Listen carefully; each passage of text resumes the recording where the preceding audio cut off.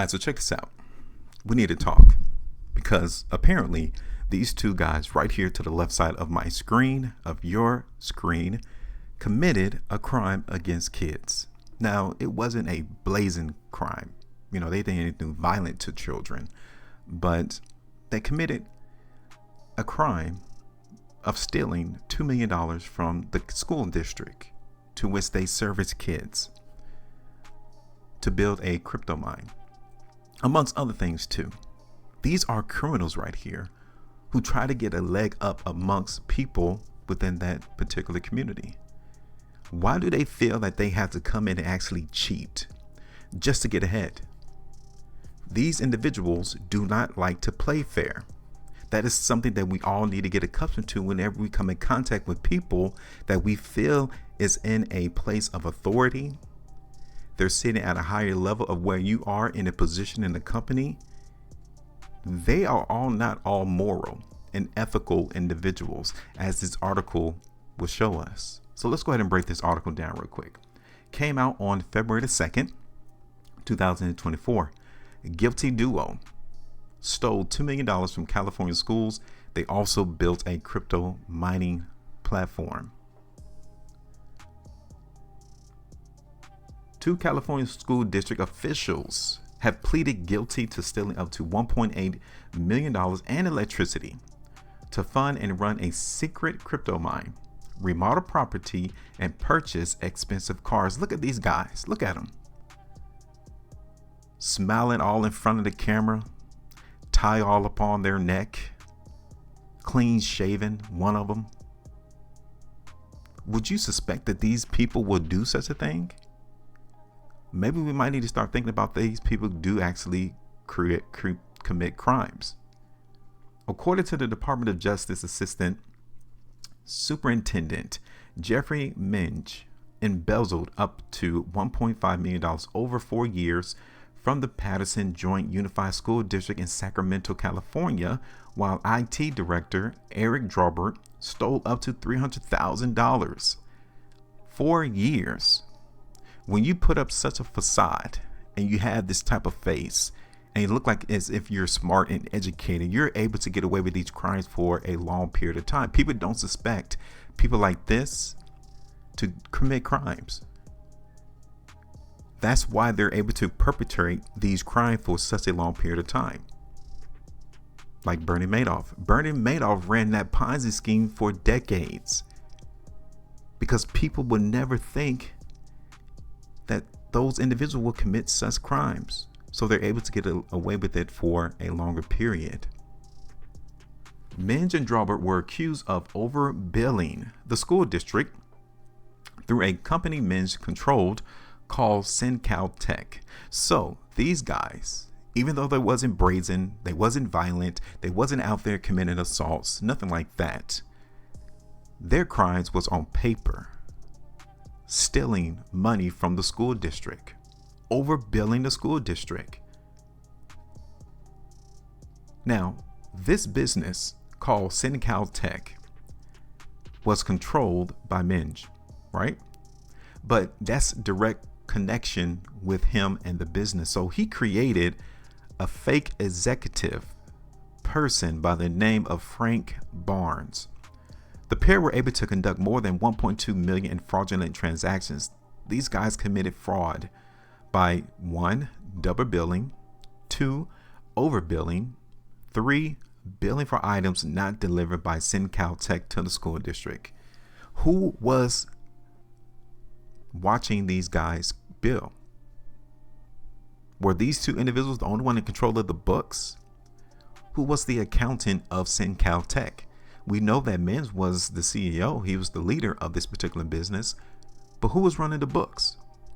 Who was auditing this business, this company? For them to do this for 4 years straight. Look at this article too. The pair also purchased high-end graphic cards and installed a crypto mine powered using the school district's electricity. These guys attached a crypto mining platform, and connected it to the school district electricity. Wow. So not only did they overbill, double bill and did not deliver items that they were supposed to deliver to the school district. They even felt confident enough to go ahead and connect a crypto mine to the school district electricity. Now, if this mining operation was going on for 24 hours a day, you don't think the school district would recognize, well, why all of a sudden did our electricity go up? Why is it going up? Why is it becoming more expensive? Nothing has changed. We didn't create any new buildings. We're not utilizing any new security software to where it has to operate 24 hours a day. I wonder if this is what led them to the crime that they committed to being exposed. It's because somebody had to see something to say, okay, something's not right. And then they went down a rabbit hole and saw that these guys were the ones who were committing the fraud and embezzled the money. Here's the article from the Justice Department. Former assistant superintendent, former IT director, Patterson Joint Unified School District plead guilty to $1 million embezzlement scheme. Jeffrey Menge, 43, a caporalist, and Eric Drabert, a Modesto, pleaded guilty today to theft concerning programs receiving federal funds, U.S. Attorney Philip A. Tower announced. According to court documents, from 2018 to 2022, Menge served as the assistant superintendent and chief business officer of Patterson Joint Unified School District. He was at a high level. Yeah, he was at a powerful position within the school district. So apparently everything checked out, right? He had to be clean for him to hold those positions. But then approximately 2020, Menge hired Drabert to serve as IT director for the school district. Both of them conducted schemes to embezzle money from the school district. Among other things, they used CenCal Tech, a Nevada company that Menge controlled, to carry out the scheme. Menge was limited in his ability to conduct interested party transactions with the school district, so he created a fictitious person called Frank Barnes to serve as an executive for CenCal Tech. Menge and Drabert then used CenCal Tech to conduct more than $1.2 million in fraudulent transactions with the school district. So here he is, being the middleman. He is the assistant superintendent of the school district, and he is also in control of CenCal Tech. So he's the middleman. The transaction involved double billing, overbilling, and billing for items not delivered. According to court documents, Menge and Drabert stole in additional ways as well. For example, they purchased high-end graphic cards and used those cards together with other school district property and electricity. So they also use the school's property to grab gains from the cryptocurrency market by mining. They operated a cryptocurrency mining farm at the school district. It wasn't at CenCal Tech's building. It was at the school district. They then transferred the mined cryptocurrency to wallets under their own personal control.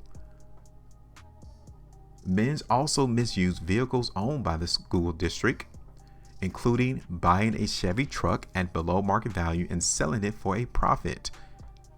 Man, these guys were ruthless with the school district's money. They had massive access, free access to the accounts of the school district. And using a Ford Transit van as his own personal vehicle. This man riding around in a school vehicle owned by the school district, acting like it's his own vehicle. And he doesn't even own it. It's the property of the school district. The audacity of these men. Look at them. Taking advantage of the kids. The money is supposed to be used for the betterment of the kids' education. But instead, they're trying to use it for the betterment of themselves.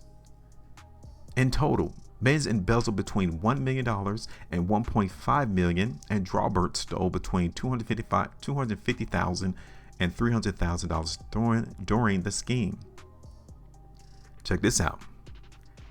Menge used stolen funds to remodel his home, to purchase luxury cars, including a Ferrari sports car. Now, these guys are just simply employees for the school district. How would you afford a Ferrari? A Ferrari? You work for the kids.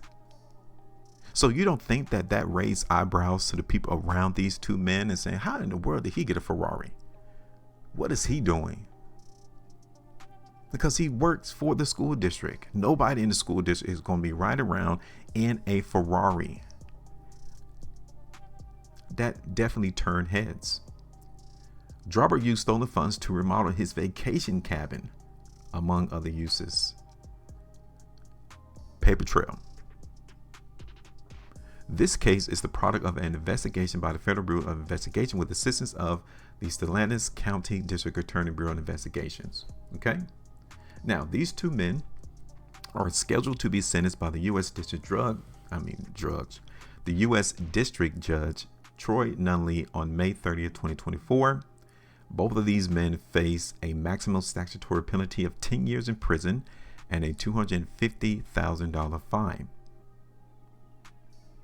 The actual sentences, however, will be determined at the discretion of the court after consideration of any applicable statutory factors and the federal sentencing guidelines. So they may get off with a light sentence since they pleaded guilty.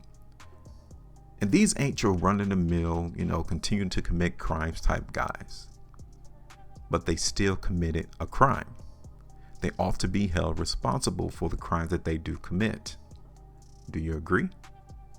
Or should they go scot-free and go back to serving the kids at the Patterson Joint Unified School District? Here's their Facebook page right there.